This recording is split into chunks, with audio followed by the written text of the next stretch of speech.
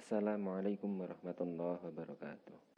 Innal hamdalillah nahmaduhu wa nasta'inu wa nastaghfiruh wa na'udzubillahi min shururi anfusina wa min sayyiati a'malina.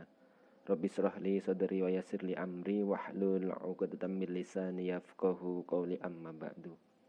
Alhamdulillah, syukur atas limpahan nikmat sehat, umur, iman dan Islam yang senantiasa tertancap dalam jiwa dan raga kita, sehingga kita masih dipertemukan pada malam kelima Ramadan 1442 Hijriah, yang insya Allah kedepannya juga kita akan berharap dipertemukan lagi dalam bulan Ramadan berikutnya.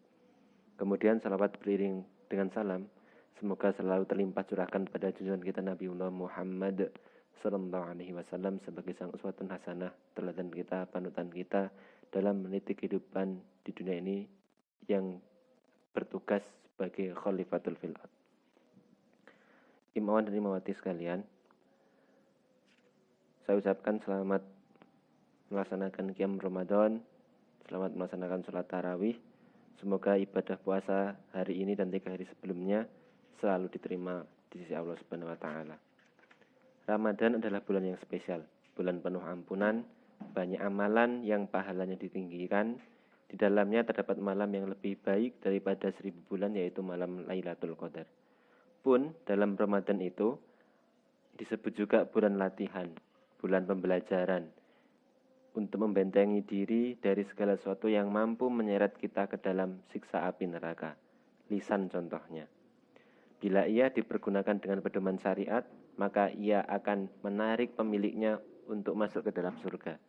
Dan namun sebaliknya, jika ia digunakan dengan pedoman nafsu syahwat, maka akan mencelakakan pemiliknya. Mengapa? Sebab dari lisanlah muncul berbagai penyakit seperti ghibah, fitnah, dusta, bahkan khianat, dan ciri-ciri munafik pun munculnya dari lisan salah satunya. Maka di dalam bulan Ramadan ini, segala sesuatu yang tadi saya sebutkan termasuk dusta dan sebagainya itu akan membawa efek pada defisit ataupun surplusnya pahala puasa kita. Kalau misalnya kita melakukan ghibah dan sebagainya berasal dari lisan tadi, maka otomatis pahala kita akan berkurang. Dan sebaliknya, kalau kita menjaga lisan kita, maka insya Allah pahala amal ibadah puasa kita akan sempurna. Gitu. Maka Rasulullah pernah bersabda dalam hadisnya, "Man kana yu'minu billahi wal yaumil akhir falyakul khairan aw liyasmut." Kata Rasulullah, barang siapa yang beriman kepada Allah dan hari akhir, maka hendaklah ia berkata yang baik atau diam. Di sini setidaknya ada 2 hal yang dapat kita ambil hikmah dari hadis ini. Yang pertama, kewajiban untuk berbicara yang baik-baik. Kemudian yang kedua adalah jika tak mampu berbicara yang baik, maka lebih baik diam. Artinya poin yang kedua ini berlaku bagi kita yang ketika berucap tidak dikhawatirkan tidak bisa menjaga lisan kita sehingga menyakiti orang lain, berkata yang tidak baik, ghibah, fitnah dan sebagainya, maka jalan yang terbaik adalah lebih baik diam. Tapi jikalau kita bisa menjaga lisan kita ke arah yang lebih baik dengan pedoman syariat tadi, maka diamnya kita adalah emas, tapi berbicaranya kita lebih baik daripada emas. Jadi kita harus mengukur diri kita sendiri, kira-kira kita berada di posisi mana. Kalau kira-kira lebih baik ketika berbicara banyak salahnya, maka lebih baik diam. Tapi kalau misalnya dengan berbicara, menyuarakan kebenaran, menyampaikan hal yang baik, berdakwah, maka lebih baik berbicara daripada diam. Begitu. Dari hadis itu kita setidaknya ada 3 indikator tentang berbicara yang baik. Yang pertama yaitu berbicara baik sedari pikiran. Jadi yang namanya ucapan itu, kalau misalnya teh adalah ibarat tehnya. Sebelum tehnya itu jadi, ada proses produksinya. Proses produksinya itulah yang dinamakan dengan proses pikiran. Makanya lisan atau ucapan itu adalah buah dari pikiran. Sehingga untuk berkata baik itu juga diperlukan pikiran-pikiran yang baik. Kalau pikirannya tidak baik, pikirannya kotor, maka juga akan berucap juga ucapan-ucapan yang kotor. Contohnya apa?